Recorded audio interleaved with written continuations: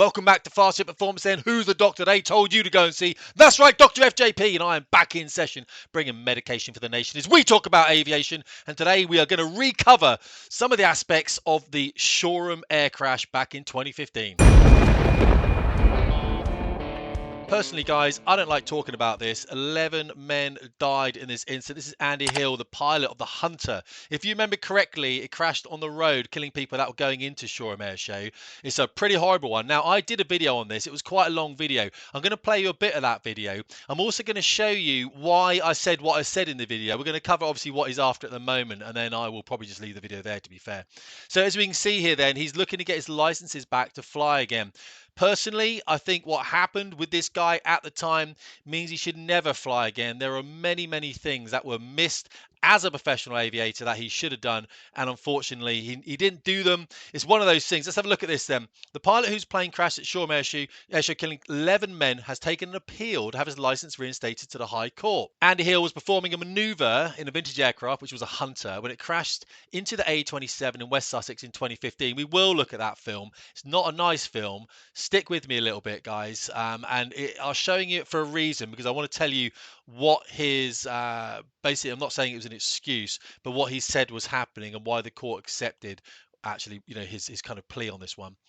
Industry regulator, the CAA, suspended his pilot flight radio telephony licenses, which is his license basically, following the incident, and their regulation and review panel rejected an appeal to let him fly again in October 2024. I didn't cover that then, but now he's obviously going again. I'm deciding to cover it now.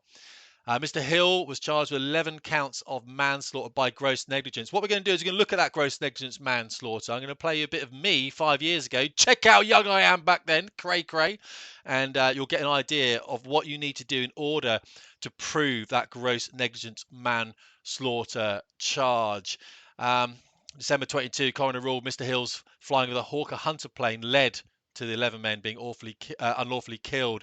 I think we have to recognise the fact that that could have been one of our loved ones in that incident. And the best thing we could do, really, unfortunately, in everything, it's a horrible incident, is never let Mr. Hill fly again. Apparently, he's never shown any remorse. We don't believe he ever will. He's never accepted any form of responsibility for killing 11 men as a result of his diabolical flying. Now, within the industry, I've heard, and I'm just putting stuff out there, that as a pilot, he could be a little bit cavalier. A little bit, let's say, gash on what he was doing. Of course, we did start the manoeuvre off speed and off height. That's a classic one. But let's talk about it, because I'm not making judgment on this. A lot of people died, and I am someone on a YouTube channel just using my experience as a previous fast jet pilot myself to give you some knowledge. Pretty much that's all it is. So on my channel here, guys, Fast Jet Performance, right now I'm talking about the state of the UK, and I hate to do it because this is really an aviation based channel, but as you can see with the videos that I've got up here at the moment, all I've been talking about is what I see as a complete betrayal of basically English, Welsh, Scottish and people from Northern Ireland, British people, but it's absolutely horrific. I'd like to get back into more aviation content. So if you are interested in that, search the channel for it. You're going to find a lot on there. If we search up there today and we were to put this in, Fast Jet Performance, Shoreham Air Show, something like that, we search for it, we're going to find this. Why pilots use parameters, reflection on the Shoreham air crash verdict. It's an hour 10. I'm not asking you to go and watch it. I'm not saying that whatsoever. But a lot of lawyers watched that video, and they did write to me, and they did say thank you for making it, because it clarified a lot of things up. You have to remember that Andy Hill was judged in a court with his peers. Yeah, a jury of peers. Now, of course, there aren't any peers in the world really that are fast jet pilots like myself. You really need to sit all those people in that jury that have got experience of doing this before, and unfortunately that wasn't really the case. I'm going to play just about 2 minutes of this where we talk about gross negligence manslaughter. Then I'll show you something. I'll show you the film in this as well, and I'm commenting on it here. So I'm watching my younger self, which is a bit weird, isn't it? I'm a good-looking dude, though. Look at that. Not great beard, though, is it? You need to get some beard in there, mate, all right? That beard is not a good beard. And then what I will do after this, I'll just show you two things very quickly, and then I'll leave you alone. Right, so let's talk about gross negligence manslaughter, shall we? Now, this is where the death is a result of a grossly negligent, though otherwise lawful, act or omission on the part of the defendant. And this law is in respect of this has been clarified there's a case back in 1994. I don't care about that. but it did come out with a 4-stage test for gross negligence, manslaughter, and that was outlined in the House of Lords. There's 4 things really that this test has to satisfy in order for gross negligence to be ticked. So, what are those 4 things? I hear you cry. Well, let me read them out to you. The 4 stages of gross negligence, then, as a charge, gross negligence manslaughter, is the defendant owed a duty to the deceased to take care. Yes, he did. The defendant breached this duty. Well, yeah, he landed his jet on 11 people, didn't he, and killed them all. So, yes, he did breach that duty. The breach caused the death of the deceased. Factually correct statement. And the last one, the defendant's negligence was gross. That is, it showed such a disregard for life and safety of others as to amount to a crime and deserve punishment. That's a difficult one. I've got the first 3. Was it such a disregard for life that it was criminal and deserved punishment? He didn't intend to do it, did he? And he didn't walk out to that jet that morning and go, you know what?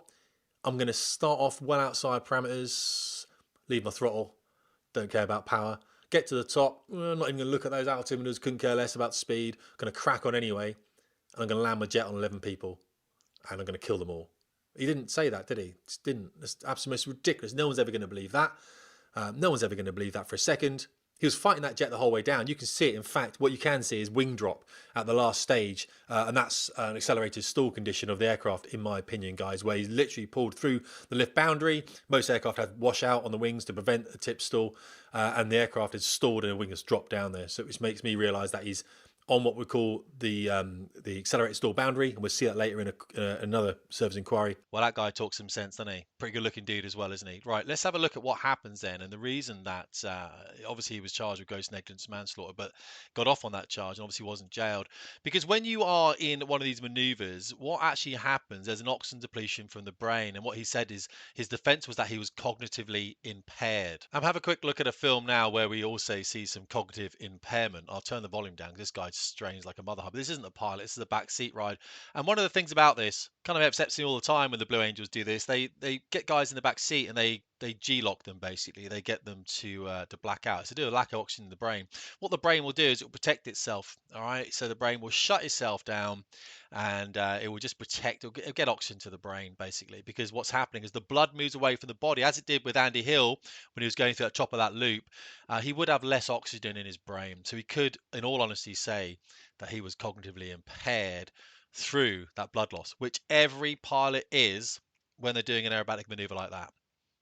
Get after it. Here it comes. So this guy is then, he's straining 7.5, 8G, and you can see as the blood drains from his head then, all the oxygen goes from his head as well, brain shuts down, becomes unconscious, very dangerous. Watch what happens to his body now, it twitches, watch for the twitching.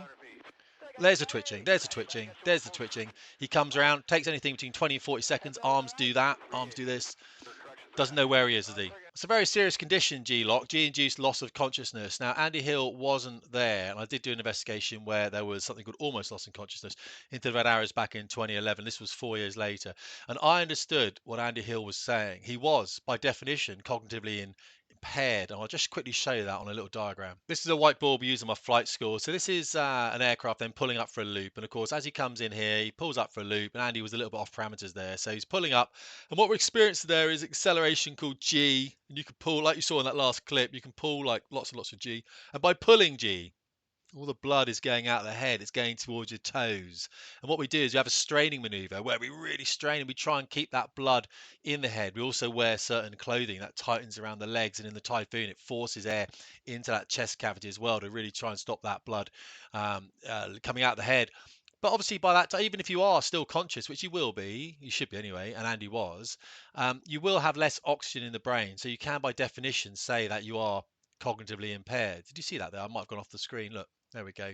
So he's doing that, just putting G, so there's less blood in the brain than there was before, guys. Pretty standard stuff, isn't it? And then of course he impacts the road there because just can't pull anymore. He's going quickly. He's just got the loop wrong and just pulled into the ground. So I hope that explained it, guys. I'm just saying, obviously he's applying for that license again. A little bit of understanding. If you want to go and watch that full hour 10, which no one does, of course, but if you are in legal and you are in aviation safety, then maybe just spend some time doing that. I know it's an hour 10, but it's obviously it's a video I did a long time ago that a lot of legal representation has actually gone and watched and said thank you for it. I'll put the link in the first comment. comment. Really appreciate it, guys. Obviously, thanks for watching the channel. Stay safe, all right? Don't forget, keep yourself in order. Get those press-ups done. Keep eating well. All good stuff, all right? Tim Davies, Fast Jet Performance.